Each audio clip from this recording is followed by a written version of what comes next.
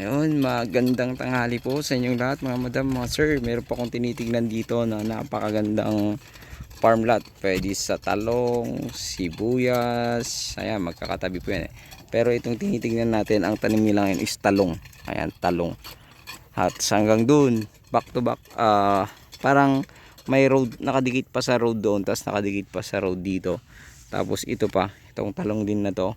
Tsaka yung may parang mais na yan. Diretso din dyan hanggang dun sa pinakamalayo na yun na kawayan. Ayan, napakalayo. So, napakaganda to. Pahaba nga lang, 2.2 hectares. Ang lupa nito, yung ganyan po, oh, napakagandang lupa. Parang ano siya, hindi siya malagkit, hindi siya ano, kasi kaya pwede siya sa sibuyas, pwede sa kahit anumang gulay. So napakaganda. Ayan, mga mais ang kanila, may ano bang tawag, kahoy sa Ilocano yan eh. Ayan, mayroon siyang batatag, yung ginagawang ano po ito, yung ginagawang malagkit, ganun na kahoy. Ayan. So ito ay may sukat na 2.2 hectares. Title po ito. I-check ko na lang kung yung kung ano po yung ano niya, kumbaga kung saan hanggang saan po yung boundaries niya.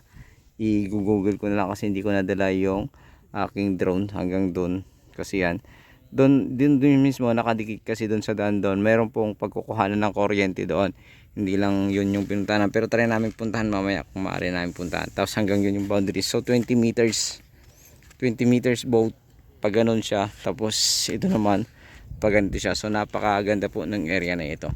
So ito ay Bayambang, Pangasinan mga sir, mga madam.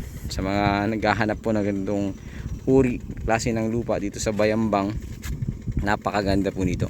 So ang presyo nito nasa ano lang po, 300, negotiable naman siya.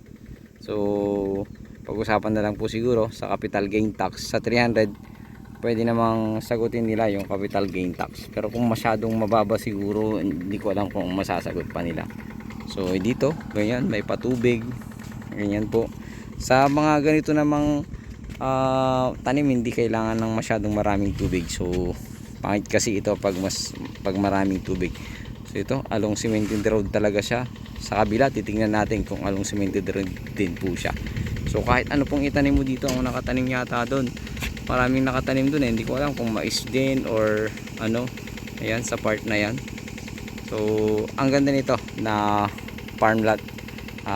Sa hindi nakakaalam, dito po sa Bayambang, dito po yung may magandang lupa para po sa sibuyas, mais, mani, ganun, mga gulay at mga saging. Napakarami pong saging dyan sa part na dyan sa bandar yan.